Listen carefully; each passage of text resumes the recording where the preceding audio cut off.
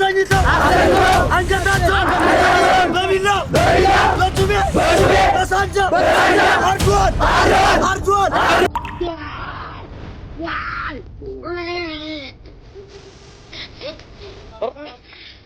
አላሁ አክበር።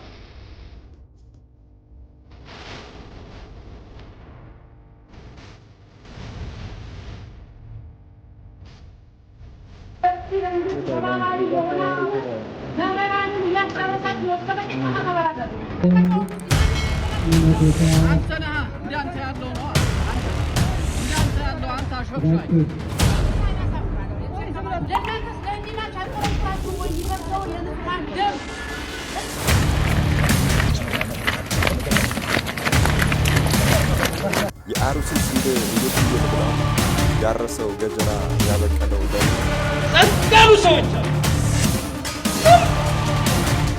የዝምዝም መጻፍም ምንም ህግ እያዳነን አይደለም። በእውነት ህግ እያዳነን እየጠበቀን ነው ብለን ለማለት እንቸገራለን። አሁን ህግ ያለበት ሀገር እስከማይመስል ድረስ ሰው ወጥቶ እንዳይገባ እየሆነ እኮ ነው። ማን ይፍረድ?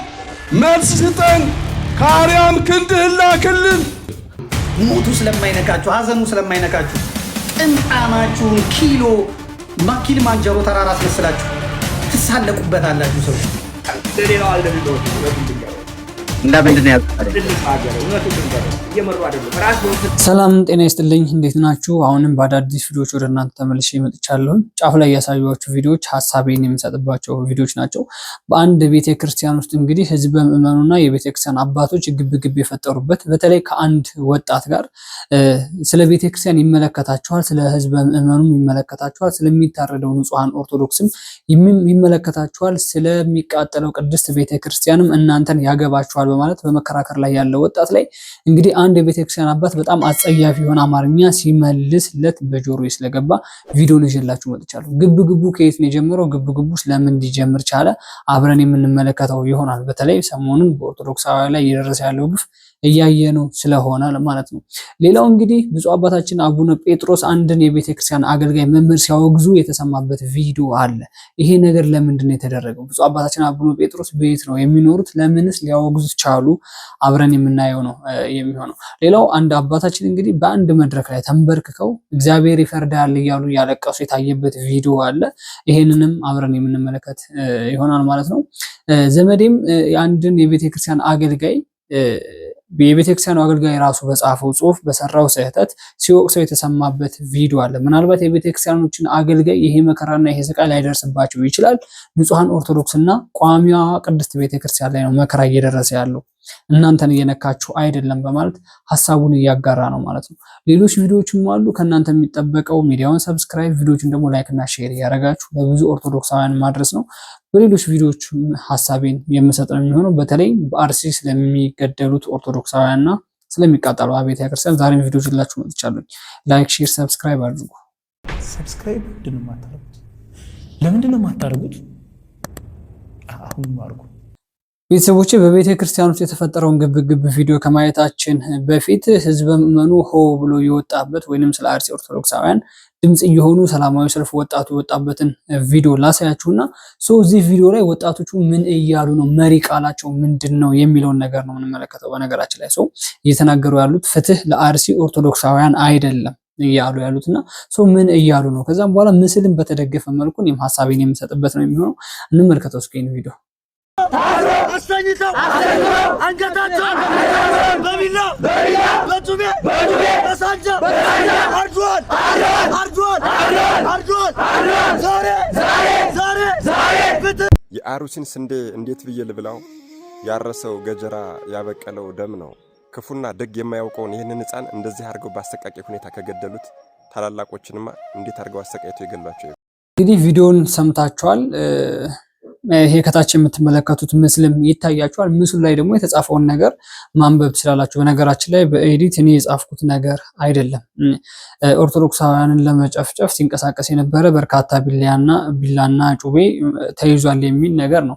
በእንደዚህ አይነት መልኩ በምስል ተደግፎ ሶሻል ሚዲያ ላይ ያገኘሁት ማለት ነው። ወጣቶቹም እየተናገሩ ያሉት ምንድነው? በጀርባቸው አስተኝተው ወጣቶቹን አርደዋቸዋል፣ ኦርቶዶክሳውያን ጨፍጭፈዋቸዋል በማለት ነው ድምጻቸውን እያሰሙ የሚገኙ ማለት ነው። ሶ ሌላው ምስል ደግሞ ይሄንን ይመስላል። እንደምትመለከቱት እንግዲህ ሶ ዩቲዩብ ራሱ የሚያግደውና የሚከልለው ነገር ስላለ ያን ነገር ባክግራውንዱን ለመሸፈን ስለፈለኩ ነው እንጂ እያረደው አንገቱ ላይ ሰይፍና ገጀራ እንደዚህ ደቅነውበት ደሙን እያፈሰሱ ኦርቶዶክስ ነው ልጁ አንገቱ ላይ ማህተም አለው። በእንደዚህ አይነት መልኩ ነው መከራና ስቃይ እያሳልፉ ያሉት በተለይ ኦርቶዶክሳውያን፣ ሌሎች ቤተ እምነቶች አይደለም። አንገቱ ላይ ማህተም ያደረገ ኦርቶዶክሳውያን በእንደዚህ አይነት መልኩ ስቃይን እየተጋፈጠ መከራን እየተጋፈጠ ቤተክርስቲያኑ ከምትፈርስ እኔ ልፈርስ፣ ቤተክርስቲያኔ ከምትደማ እኔ ልድማ፣ ቤተክርስቲያኔ ስትታረድ ከማያት እኔ ራሴ ልታረድ በማለት በእንደዚህ አይነት መልኩ ሰማዕትነትን እየተቀበሉ ነው የሚገኙት። በነገራችን እነዚህ ሰማዕታቶች ናቸው ለኛ ማለት ነው ለቆምነው ኦርቶዶክሳውያኖች። ሜቢ ይሄን በተመለከተ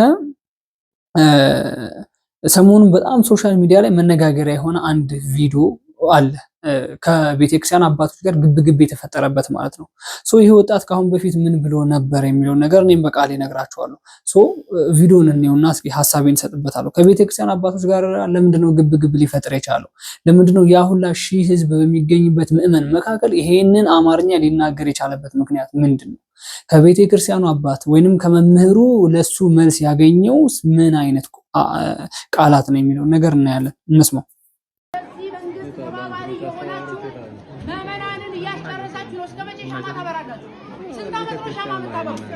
እኛ ለሞቱት ሻማ ታበራላችሁ። ለእናንተስ ለእንዲናች አይቆረቁራችሁም ወይ? የሚፈሰው የንጹሃን ደም እስከ መቼ? እሳቸው እንደ ማንኛውም ክርስቲያን ናቸው። ክርስቲያን ስለሆኑ ነው የመጡት። አሸርጋጅ ነው። ከቁመታቸው በላይ የሚያክል ውስኪ ይዘው ለሽምግልና ብሄዱ ጳጳሳት ዛሬ የብልጽግና ጊዜ የሞቱ ወገኖቻችንን እያስጨረሱ ነው። እንገደላለን። ክቡር መጋቢ አባ ዘበአማን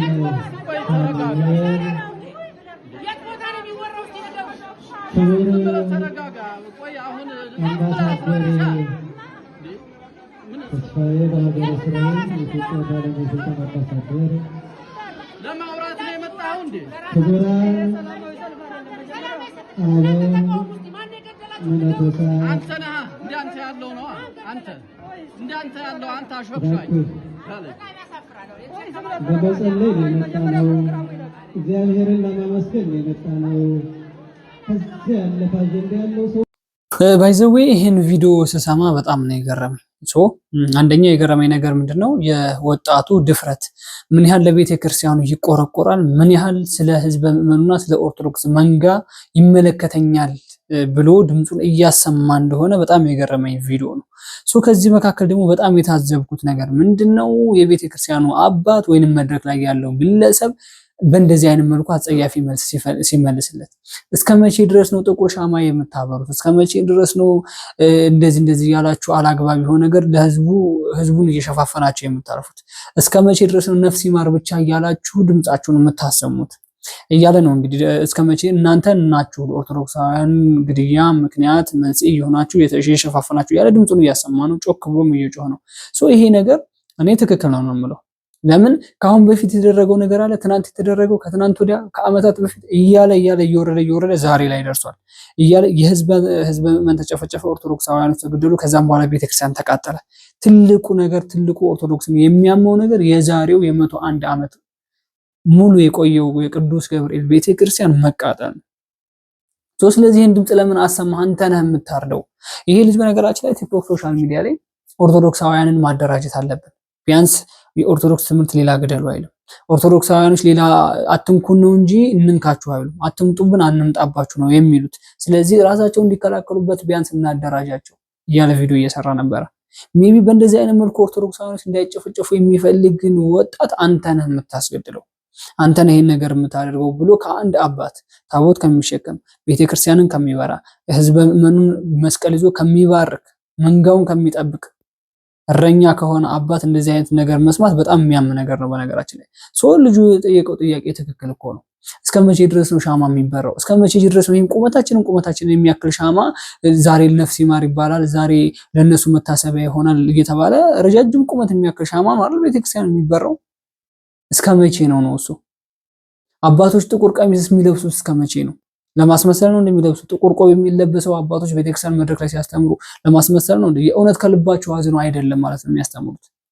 ይሄ ልጅ ስለ ኦርቶዶክስ ስለሚመለከተውና እየተቃጠለው ቤተክርስቲያን ስላሳሰበው አሁንም ቀጣይ ደግሞ የተዘጋጀው ነገርና ቀጣይ በረድፍ የተያዘው ቤተክርስቲያን ለመቃጠል የተዘጋጀው ቤተክርስቲያን እያሳሰበው ስለሆነ ነው።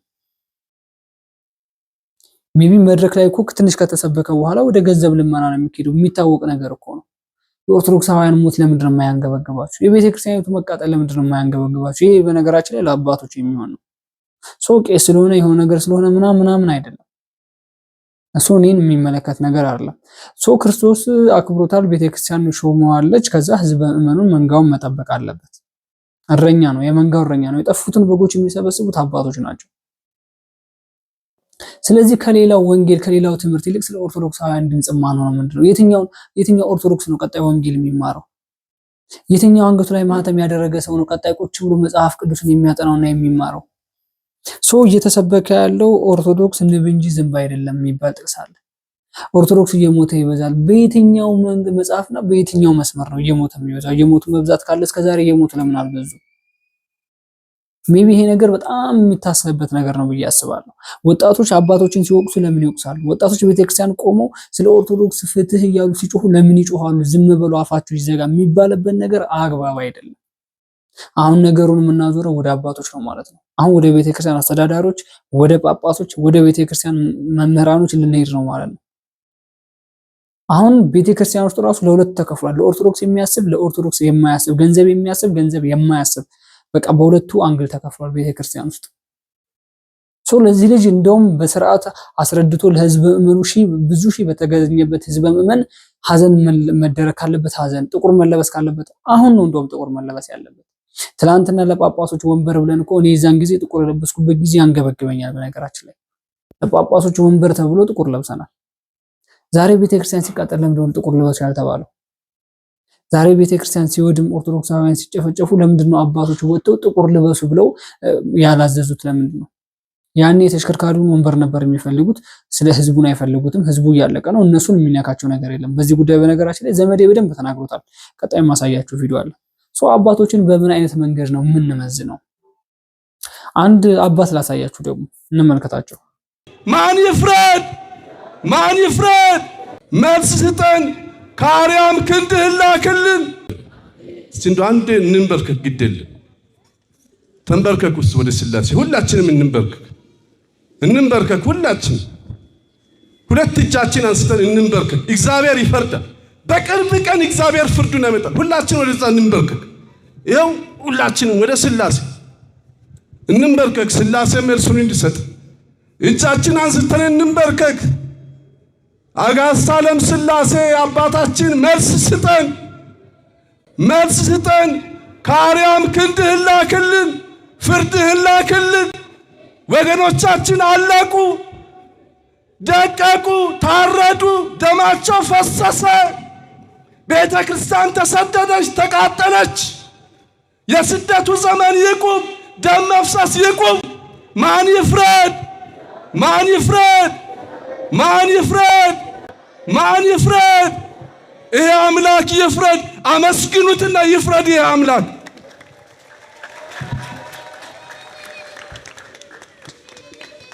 በቃ አሁን ለስላሴ ነግረናል። በቃ ከሱ መልስ እንጠብቃለን። እናምናለን አናምን? መልስ እንደምሰጥ እናምናለን አናምንም? እናምናለን።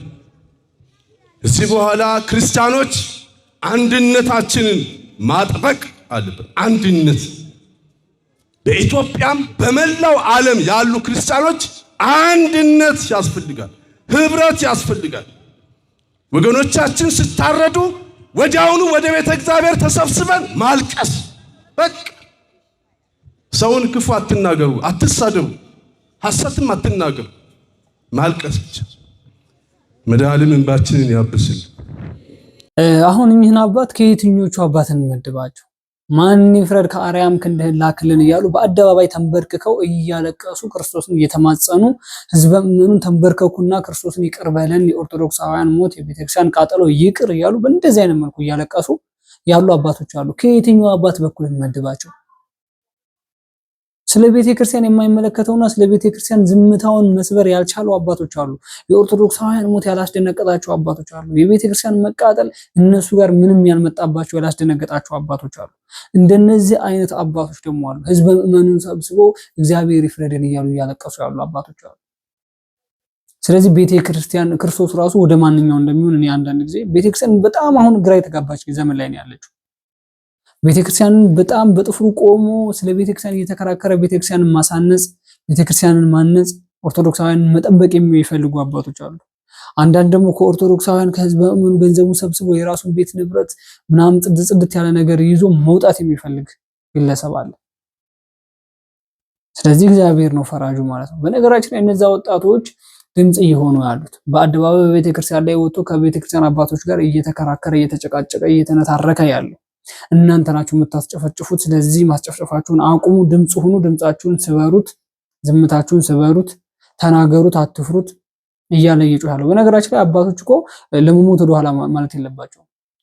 ቤተክርስቲያንን የሚያክል ትልቅ ኃላፊነት አለባቸው። ኦርቶዶክስን ህዝበ ምዕመናን የሚያክል ትልቅ ነገር ተሸክመው ነው የተንቀሳቀሱ ያሉት። ስለዚህ የሚያወሩትን መኖር አለባቸው።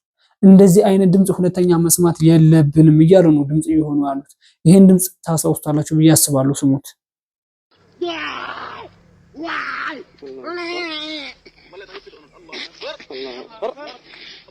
አላሁ አክበር አላሁ አክበር። ምን እየሆነና ምን እያደረጉት እንደሆነ መናገር አይጠበቅብኝም። ድምጹ ከመጮሁ በላይ የሚያስተላልፈው መልእክት በጣም በቂ ነው። ጆሮ ካላችሁ ልቦና ካላችሁ መስማትና ማዳመጥ ማገናዘብ የምትችሉ ከሆነ የዚህ ድምጽ በጣም ትልቅ መልእክት እንዳለው የሚናገር ድምጽ ነው። በእንደዚህ አይነት መልኩ ሁለተኛ እንደዚህ አይነት ስቃይና መከራ፣ ሁለተኛ እንደዚህ አይነት በኦርቶዶክሳውያንና በቤተክርስቲያን ላይ ግፍ ይቁም እያሉ ነው ወጣቶች ድምጽ እየሆኑ ያሉት። በጀርባቸው አስተኝተው አርደዋቸዋል ነው እያሉ ድምጽ ሰምታችኋል መጀመሪያ ላይ። ያንን ነገር ድጋሚ አንደግሞም። ነገ ከነገ ወዲያ እኛ ቤት ይገባል። ዛሬ በድምጽ ነው የሰማነው፣ ነገ ከነገ ወዲያ በአካል ባይናችን እናየዋለን። ስለዚህ ይሄ ነገር ይቁምልን። አባቶች ዝምታችሁን ስበሩት። ስለ ቤተ ክርስቲያናችሁና ክርስቶስ ስለሰጣችሁ ኃላፊነት ብላችሁ ኦርቶዶክሳውያንን ጠብቁ እያለ ድምጽ እየሆነ ነው ያለው። በነገራችን ላይ የወጣቱን መከራከር ማንም ሰው እንዳይፈርድበት። ምናልባት እንዴት ከአባቶች ጋር ቤተ ክርስቲያን ፊት እንደዛ ሊጫጫህ ይችላል ምናምን ልትሉ ትችላላችሁ። ውስጡ የተሰማውን ስሜት እሱ ያውቀዋል። እኔም የተሰማኝን ስሜት አውቀዋለሁ። ምን ያህል በስሏል፣ ምን ያህል ውስጡ ቆስሏል፣ ምን ያህል ስለ ቤተ ክርስቲያን ፍቅር አለው፣ ምን ያህል የኦርቶዶክስ መጨፍጨፍና የኦርቶዶክሳውያን መታረድ ያሳስበዋል የሚለውን ነገር ለሱ መናገር አይጠበቅባችሁም ብዬ አስባለሁ። ወደ ቀጣዩ ቪዲዮ ልውሰዳችሁ። ይሄ ከታች የምትመለከቱት የመጀመሪያው የኢኦቲቪ ይላል የኢትዮጵያ ኦርቶዶክስ ተዋሕዶ ቤተክርስቲያን ልዑካን ቡድን። እንግዲህ በእንደዚህ አይነት መልኩ ስልጠና እየተሰለጠነ ያለ ይመስለኛል። ኢንሻአላህ እየመጣን ነው ይላል በጽሁፍ የምትመለከቱት ነው የሚመስለውና ወዴት እንደሆነ የሚመጡት እንግዲህ እግዚአብሔር አምላክ ይወቀው። ከእንደዚህ አይነት መከራ ከእንደዚህ አይነት ኦርቶዶክሳውያን ለመጨረስ የተነሱ ግለሰቦችን እንግዲህ እግዚአብሔር አምላክ ይያዝልን። የኦርቶዶክስ ወንጌል ሰይፍ አይደለም፣ መጽሐፍ ቅዱስ ነው። የኦርቶዶክስ ጦር መጽሐፍ ቅዱስ ነው። ሜቢ እንደው እግዚአብሔር አምላክ ብቻ እነሱን ያግዝ እንጂ በእንደዚህ አይነት መልኩ ደግሞ ምን አይነት አስተሳሰብ እንደሆነ ያላቸው ራሱ ነው በጣም ነው የሚገርመኝ።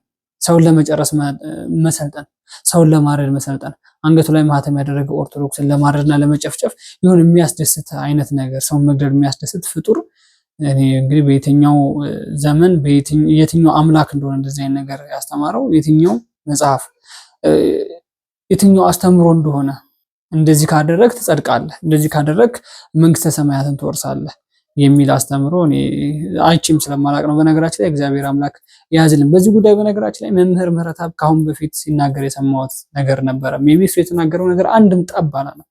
ሁሉም አንድ በአንድ ነው የመጣው። እንስማው እስኪ።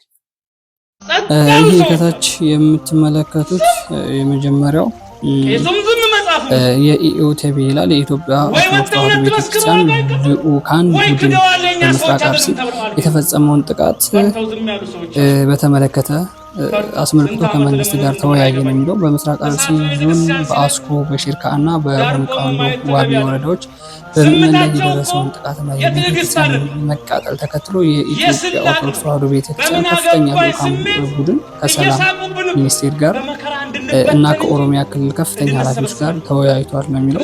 የቤተክርስቲያን ልዑካን ቡድን ያቀረበው ዋና ጥያቄዎች ከቀያቸው የተፈናቀሉ ወገኖቻችን በአስቸኳይ ወደ ቀድሞ ቦታቸው የሚመለሱበት የሚቋቋሙበት ዘላቂ መፍትሄ እንዲመቻች ጠይቋል። ይህንን አረመኔያዊ ጥቃት የፈጸመ አካላት በአደባባይ ቀርቦ ተገቢውን ቅጣት እንዲያገኙ፣ በቀጣይ መሰል አሳዛኝ ድርጊቶች እንዳይደገሙ መንግስት የደህንነት ስራ እንዲጠናከርና አጥብቀው አሳስቧል። የሰላም ሚኒስቴር አቶ መሐመድ እንድሪስ ጉዳዩን በቅርበት እየተከታተሉ መሆኑን ገልጸው አስቸኳይ አጣሪ ቡድን ወደ ስፍራው መላኩን እና በሪፖርት መሰረት ህጋዊ እርምጃ እንደሚወሰድ አረጋግጧል።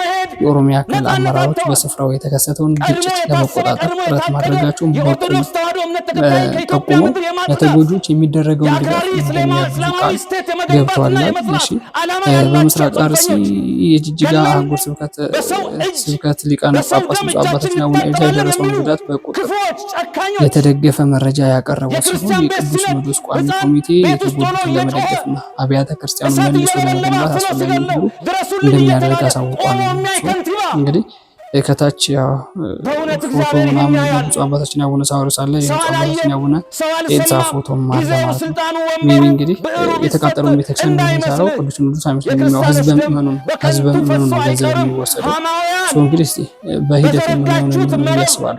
ሁለተኛው በጣም የታዘብኩት ቪዲዮ ወይም ጽሁፍ ቢኖር ምንድነው ሶሻል ሚዲያ ላይ ገባ ሲል ክብርት ከንቲባችን አዳነች አቤቤ የጻፉት ጽሁፍ ነው። በአንድ ቀን ትናንት አካባቢ ነው በሁሉም ፈጣሪ አምላክ ረድቶን 7ኛ ዙር ምርጫ ባጠናቀቅንበት ማግስት ዛሬ 8ኛው አዲስ መሶብ አንድ ማዕከል ዲጂታል የመንግስት አገልግሎት ከፍተኛ ክፍት አድርገናል ይላል። በዚህ ይህን ጽሁፍ ካነበብኩ በኋላ በነገራችን ላይ ሀሳብ በትንሽ ነው መስጠት ስለፈለኩ ለህዝባችን በገባነው ቃል መሰረት ዛሬ በኮልፌ ቀራኒዮ ከተማ ባለ 7 ወለል ህንጻ ገንብተን በቴክኖሎጂ ተደራጅተን 96 ተገልጋዮችን በአንድ ጊዜ የሚያስተናግዱ መስኮቶች ያሉት በ22 ተቋማትና በ114 አገልግሎቶች ስራ አስጀምረናል። ማዕከሉ ከፍ ባለ ጥራት እጅግ ውብ፣ ጽዱ፣ አካታች የሆነ ለአካል ጉዳተኞች የህፃናት ማቆያ ያለው ለሰራተኞችም ለተገልጋዮችም ምቹ ሆኖ የተገነባ ነው። በቀጣይ በርካታ አገልግሎቶችን ወደ መሶብ ማዕከል በማስገባት ነዋሪዎችን ቀልጣፋና ፍትሃዊ አገልግሎት እንዲያገኙ እናደርጋለን። የከተማችን ነዋሪዎች መሶብ የአንድ ማዕከል ዲጂታል የመንግስት አገልግሎት ለዘመናት አሰልቺ ከነበረው ውስጣዊ ውጣ ውረድ ከበዛበትና በእጅ መንቻ ከተማረራችሁበት ቢሮክራሲ የሚያላቅቃችሁ መሆኑን እንኳን ደስ አላችሁ በማለት በቦታው ሳትገደቡ የሚቀርባችሁ በየትኛውም ማዕከል በመገኘት ተገልገሉ። ይህ ማዕከል ተጠናቆ ስራ እስኪጀምር ያስተባበራችሁት በሙሉ ከልብ አመሰግናለሁ ብሎ ጽፏል። ከታች በኦሮምኛ ማንበብ የምትችሉ ከታችን በኦሮምኛ ማንበብ ትችላላችሁ። በነገራችን ሀሳብ የመስጠት እንፈልገው ኦርቶዶክሳውያን የተጨፈጨፉ ያሉት በክብርት ከንቲባችን አዳነች አቤቤ የትውልድ ሀገር ላይ ነው። ቤተክርስቲያን የተቃጠለው እዛው ነውና ለዛ እንግዲህ ምንም መግለጫ አላወጡም። ያው ምርጫ ሰዓት ስለሆነ ስራቸውም ስለሆነ ይሄን መግለጫ ሊሰጡ ችለዋል ማለት ነው። እንግዲህ ማንኛው እንደሚቀር ህዝብ እንደሚቀር ወይስ መሶብ የሚባለው ቢሮ ወይም ህንፃ እንደሆነ የሚቀድመው ያው እንግዲህ እነሱ ያውቃሉ የስራውን ሁኔታ ማለት ነው። ግን ህዝብ ይቀድማል ብዬ አስባለሁ። በዛ ነው ማሰብ ስለፈለኩ በነገራችን እነሱ ያውቁታል ማለት ነው። ወደ ዋናው ቪዲዮ ሀገሪቱ መሪ ነኝ ብሎ በባህር ዳር ዩኒቨርሲቲ በጣም ግዙፍ የሆነ ሰላማዊ ሰልፍ እንደወጣ ቪዲዮዎችም መረጃዎችም እየወጡ ነው። ቪዲዮውን ላሳያችሁ ነው። የምትኖረው ኑሮ ነው፣ ፖለቲካ አይደለም። ሞት እየኖርከው ያለ ኑሮ ስለሆነ ኑሮህን ተናገር። መቼም ቢሆን አይቆምም። ይሄ እስክንሞት ድረስ እንናገራለን። እስክንሞት ድረስ መናገር ብቻ አይደለም እናስተባብራለን። ዶክተር ለሌላው አልደልሎትም። እውነቱን ልንገሮት እና ምንድነው ያቀረበ ልንማገር እውነቱን ልንገሮት እየመሩ አይደለም። ራስዎትን ምን ይለው ነበር ባለፈው ደርግ የወደቀው ኢህአዴግ የገባ ጊዜ አይደለም አሉ። ደርግ የወደቀው ከህዝብ ልብ የወጣ ጊዜ ነው አሉ። እንግዲህ ይሄን የተናገረ ሰው ይሄን የተናገረ መሪ አሁን ከህዝብ ልብ አልወጣሁም ብሎ መንፈራገጥ ምን ይባላል? ወይ የመርሳት በሽታ ካለ ምንም ህግ እያዳነን አይደለም። በእውነቱ ህግ እያዳነን እየጠበቀን ነው ብለን ለማለት እንቸገራለን። አሁን እኮ ህግ ያለበት ሀገር እስከማይመስል ድረስ ሰው ወጥቶ እንዳይገባ እየሆነ እኮ ነው። አረ እንደዚህ ከሆነ ህግ አለ ማለት ይቻላል? ሰው ታርዶ አራጁ የማይጠየቅበት ሀገር ሆኗል። የሚያድነን እንግዲህ ተመልከቱ። የሰዎች ሕግ አላድነን ብሏል። በሕግ አምላክ እንዳን እንደ አንዲት ሴትዮ እኮ እንዳያለች አሉ ጃንሆይ ሸሽተዋል ተብለዋል። ጃንሆይ በኃይለ ሥላሴ ጊዜ ነው።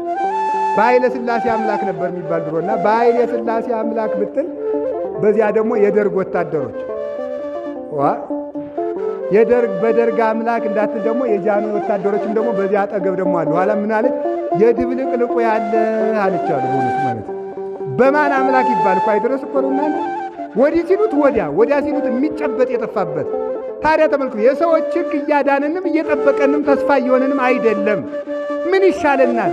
ወደ እግዚአብሔር ሕግ እንጠጋለን።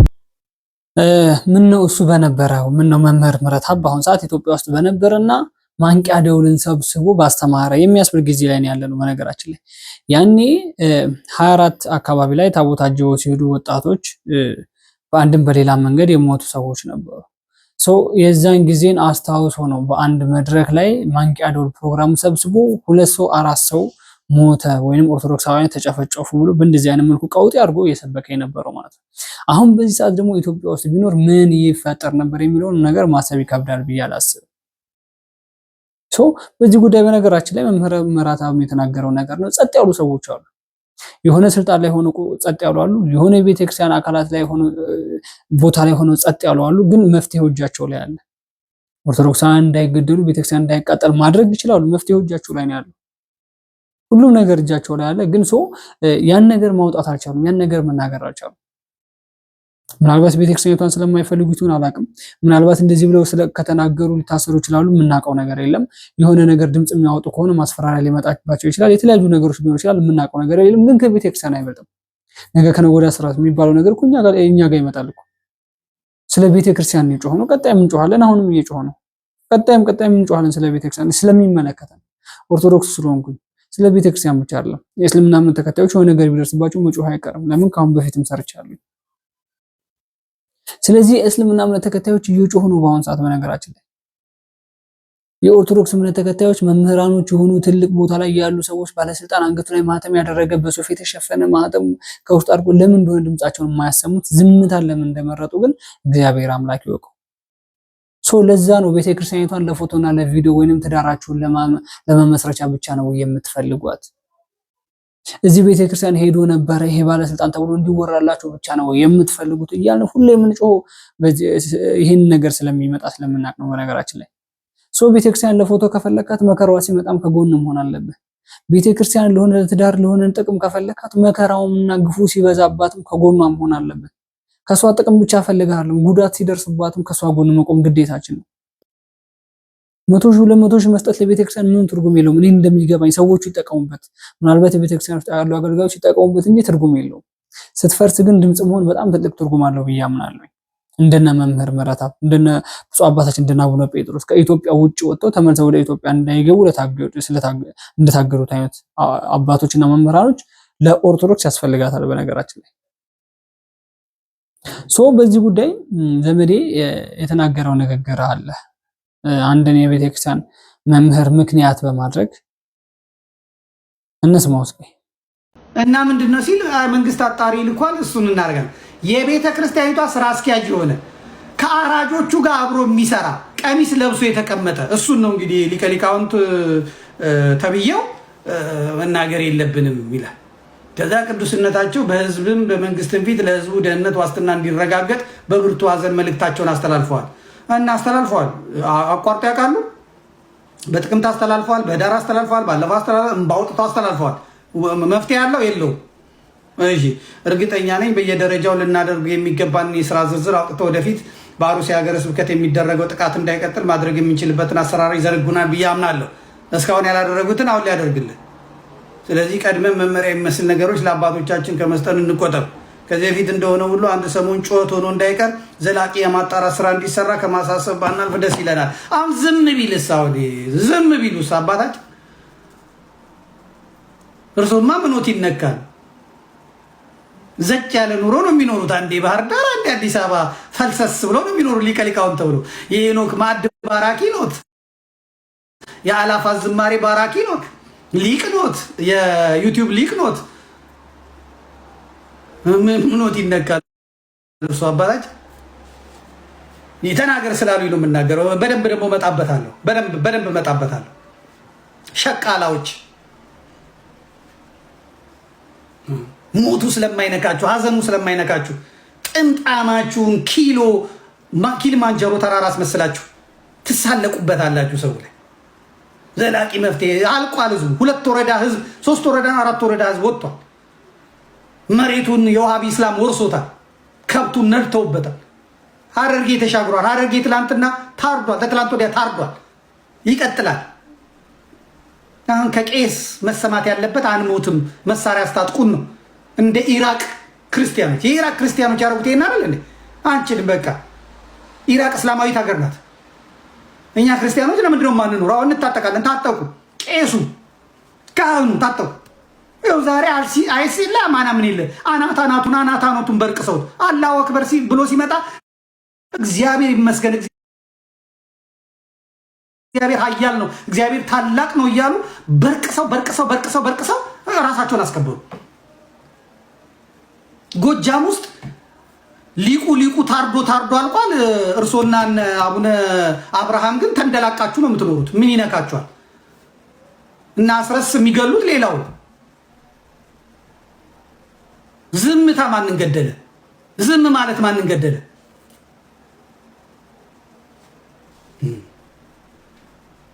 እውነት ነው። ምዕራብ ሐረርጌ ሀንጨር በደ ወረዳ ከመሸም ታርዷል። ዛሬ ደርሶኛል። ትናንት በካርታ አሳይቻቸዋለሁ። ዛሬ ታርዷል። እኛ እኮ ያልታረድ ነው በቦታው ላይ ስለሌለ ነው።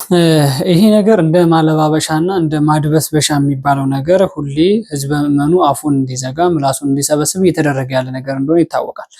ይሄ ማለት ምንድን ነው? አጣሪ ኮሚቴ ተልኳል። ምን ተደርጓል? በተለይ በቤተክርስቲያን ሊቃውንት የሚባሉ ሰዎች ስማቸውን ብቻ ገናና ላይ የሆነ ቦታ ላይ በማስቀመጥ በፌስቡካቸው ይጽፉና መነጋገሪያ እንደሆኑ ይፈልጋሉ። ከነዛ መካከል አንዱ ዘመዴ እየተናገረ ያለው ነገር ነው። የሆነ አካልን መናገር የለብንም፣ እነሱ መልስ ይዘው ይመጣሉ የሚባለው ነገር አምናም ተልከው ነበር። ምን አይነት መልስ ይዘው ነው የመጡት? የሰማነው ነገር ነው። አንዳንድ ጊዜ ወንጀለኞችን ወንጀለኛ እናደርግና ከዛም በኋላ ራሳችንን ንጹህ እናደርጋለን ተናጋሪ ሆነ። ከዛም በኋላ ስህተተኛ ላይ ሲገኝ ደግሞ የምንጠፋበት የምንደበቅበት፣ እንደዛ መሆን የለበትም። ስለ ቤተክርስቲያን መጮህ ካለብህ ስለ ቤተክርስቲያን ነው እንጂ ሄደው መልእክት ይዘው ስለሚመጡት ግለሰቦች አይደለም። ይሄ በምስል ላይ የምትመለከቱት የወንድማችን ቪዲዮ እየሰራበት ያለው ግለሰብ የአርሲ ሀገረ ስብከት የአርሲ ሀገር የቤተ ክህነት ዋና ስራ አስኪያጅ ነው። ቤተክርስቲያን በተቃጠለና ህዝበ ምዕመኑ በታረደ ከ5 ቀን ከ6 ቀን በፊት እርስ በርስ ባለመስማማት ነው ህዝበ ምዕመኑ የታረደው የተገደለው። ቤተክርስቲያንም የተቃጠለው በትንሽዬ እሳት በተፈጥሮ እሳት ነው። እግዚአብሔር ቤቱን መጠበቅ አቅቶታል ማለት ነው። እንደዛ እያለ ማስተባበያ የቀረበበት ምናልባት እሱ ላይ ፐርሰናል ነገር የደረሰበት ነገር አለ ሊኖር ይችላል፣ አላውቅም። ግን ከቤተክርስቲያንና ከደረሰበት ነገር እሱ አንገቱን መስዋዕት ቢሆን ይቀርባል። ቤተክርስቲያን አከበረችው፣ ክርስቶስ የሾመው ለቤተክርስቲያን ቀድሞ እንዲገኝ ነው። ስለዚህ ያ ማለት ቤተክርስቲያንን ክርስቶስ መጠበቅ አቅቶታል ማለት ነው። በተፈጠረ እሳት ነው ቤተክርስቲያን ታቦት ሊቃጠል የቻለው። 101 ዓመት ሙሉ ያልተቃጠለ ስንት ወራሪ ኃይል በገባበት ጊዜ ቤተክርስቲያኑ ሳይቃጠል በአሁን ሰዓት የተቃጠለው እንግዲህ በትንሽዬ ሰዓት ነው ብሎ ማድበስበሻ የሰጠ ግለሰብ ነው። የቤተ ክህነቱ ዋና ስራ አስኪያጅ የአርሲ ሀገር ማለት ነው። እንግዲህ ይህን በምን አይነት መንገድ እንዳዩት አናውቅም። በምን አይነት መንገድ ህዝቡን ለመሸወድ እንደተፈለገ የሚታወቅ ነገር የለም። ነጠላ ታጥፎ ጥምጥም ተጠምጥሞ መስቀል በእጅ ተይዞ ህዝብ መባረክ፣ ህዝብን ማሳለም ልምድ ሆኗል። ከህዝብ ገንዘብ መለመን ልምድ ሆኗል። ከዛ ነገ ከነገ ወዲያ ይሄን ቤተክርስቲያን ስራ ሲባል መዋጮ ምናምን ይሰበሰባል። ስንትና 10 ምናምን ዓመት 20 ምናምን ዓመት ይፈጃል። ህዝቡ የሚሰበሰበው ገንዘብ ለራሳቸው ያውሉታል። ይሄ የተለመደና ግልጽ የሆነ ነገር ስለሆነ ማለት ነው። ሌላው ቪዲዮ ይሄ ሁለተኛ ላይ የምትመለከቱት ነው። ይሄ ጫካ ውስጥ የምትመለከቱት የሚጠቀሙት ነገር የህዝቡን ከብት እየነዱ እያረዱባቸው የሚበሉት ነገር ነው። ስለዚህ የትኛው ህዝብ ነው ተርፏል? የትኛው ህዝብ ነው አለ? የትኛው ህዝብ ነው በስርዓት እየኖረ ነው የሚባለው? የትኛው ህዝብ ነው እርስ በርስ አለመስማማት ነው የሚባለው? የትኛው ህዝብ ነው አልተፈናቀለም የሚባለው? እነሱም በእንደዚህ አይነት መልኩ ፈንጠዝያ እየደነሱ ነው፣ ደስ ብሏቸው ስጋቸውን ቆርጠው እየበሉ ነው። ያ ገበሬ ግን ስንት ዓመት ሙሉ ለፍቶ ያሳደገውን ከብት ስንት ዓመት ሙሉ ለፍቶ አጠራቅሞ የገዛውን በሬ ነው በእንደዚህ አይነት መልኩ እያረዱ በየጫካው እየተጠቀሙበት ያለው። ይሄን ነገር ስታስቡ ምን ተሳላችሁ? ይህን ነገር ስታዩ የአርሲው ሀገረ ስብከት ዋና ስራ አስኪያጅ ይህን ነገር ስታዩ ምን ተሰምቶ ነው? እርስ በርስ ባለመስማማት ነው ወይንም ሰላም ነው የምንልበት መንገድ በምን አይነት አንግል እንደሆነ እኔ ምንም ሊገባኝ አልቻለም። በነገራችን ላይ አንዳንድ ጊዜ በራሳችን ቤት ቢሆን የደረሰብን ብለን ብናስብ በጣም ጥሩ ነው። ነገ ከነገ ወዲያ እናንተ ጋር መግባቱ አይቀርም። የትም ቦታ ብትሆን ተደብቆ መኖር የሚቻልበት ጊዜ ላይ አይደለም ያለነው። የትኛው አሁን ነገ ከነገ ወዲያ እኮ የምንመራው ሰላም ሲሆን እኮ ቤተክርስቲያን የሚመራው አሁንም አባቶች ናቸው። የዛን ጊዜ የትኛውን አባት ነው ህዝብ ምኑ? አሁን ገና ካሁን እኮ ህፃናቶች ላይ ህፃናት ጭንቅላት ላይ በጣም ጥቁር የሆነ የቁስል አሻራ ይዘው እያደጉ ነው። በሃይማኖታቸው ቂም ይይዛሉ፣ በቤተክርስቲያናቸው ቂም ይይዛሉ፣ በአስተምሮ ቂም ይይዛሉ፣ በአባቶች ቂም ይይዛሉ፣ በተለያዩ ቤተ እምነቶች አባሎች ጭምር ቂም ይይዛሉ። ስለዚህ ይህን ነገር ከምን አይታችሁት ነው ዳር ማድረስ ያቃታችሁ? ይህን ነገር ቢታሰብበት በጣም የተሻለ ይሆናል። አሁን እርስ በርስ ቤተክርስቲያን ውስጥ እከሌ ሲያስተምር እንደዚህ ነው እከሌ እንደዚህ አለ። ይሄ እርስ በርስ መነቃቀፍ የሚባለው ነገር ተውት። ቤተክርስቲያን ውስጥ እርስ በርስ የሚያነቃቅፈውና እርስ በርስ የሚያወጋግዘው ነገር ገንዘብ የሚባለው ወይም ወንበር የሚባለው ነገር ነው። ስለዚህ ይሄን ነገር ከዳር ቢደርስ በጣም የተሻለ ይሆናል ብዬ አስባለሁ። ቤተሰቦች የዛሬው ቪዲዮ ይሄንን ይመስላል። ቀጣይ ደግሞ በአዳዲስ መረጃ በአዳዲስ ቪዲዮ እንገናኛለን። አሁንም ላይክ፣ ሼር፣ ሰብስክራይብ አድርጉ።